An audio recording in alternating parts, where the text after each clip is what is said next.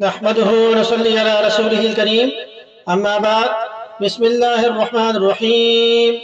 عبداللہ بن مسعود رضی اللہ عنہ کہتے ہیں کہ نبی اکرم صلی اللہ علیہ وسلم نے فرمایا کہ اس دن دوزخ کو لایا جائے گا، اس کی 70,000 بھاگیں ہوں گی، ہر بھاگ پر 70,000 فرشتے متعین ہوں گے جو اس کو کھینچتے ہوئے لائیں گے۔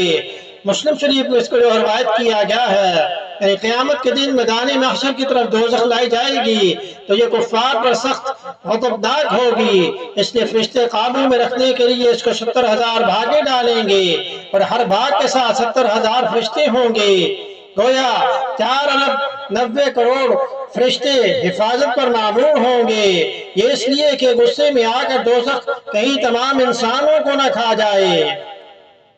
اور شرک کی مذمت میں ایک اور حدیث میں آیا کہ نبی اکرم صلی اللہ علیہ وسلم نے فرمایا کہ اللہ تعالیٰ قیامت کے دن دوزخیوں میں سے اس شخص سے جو سب سے ہلکے عذاب میں ہوگا فرمائے گا اگر تیرے پاس روئے زمین کی چیزوں میں سے کوئی ایسی چیز ہوتی جس کو تو بدلہ میں دے سکتا تو کیا تو ایسا کرتا؟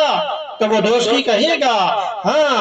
اللہ تعالیٰ فرمائے گا میں نے تو اس وقت جب تو آدم کی پشت میں تھا اس سے بھی زیادہ آسان چیز تیرے لیے مقرر کی تھی، اور وہ یہ کہ تم میرے ساتھ کسی چیز کو شریک نہ کرنا، مگر تو اس سے مکر گیا یہاں تک کہ بتوں وغیرہ کی پوجا کے ذریعے سے میرا شریک جو وہ ٹھہرا کر رہا۔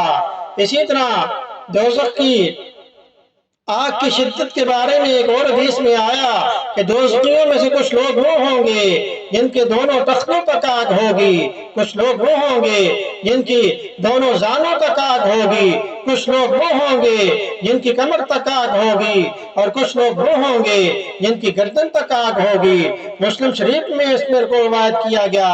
اور دوزخیوں کے جسم کتنے موٹے ہوں گے، نبی اکرم صلی اللہ علیہ وسلم نے فرمایا کہ دوزخ میں کافر کے جسم کو اس قدر موٹا اور فربا بنا دیا جائے گا کہ اس کے دونوں مونڈوں کا درمیانی فاصلہ تیز رو سوار کی 3 دن کی مسافت کے برابر ہوگا۔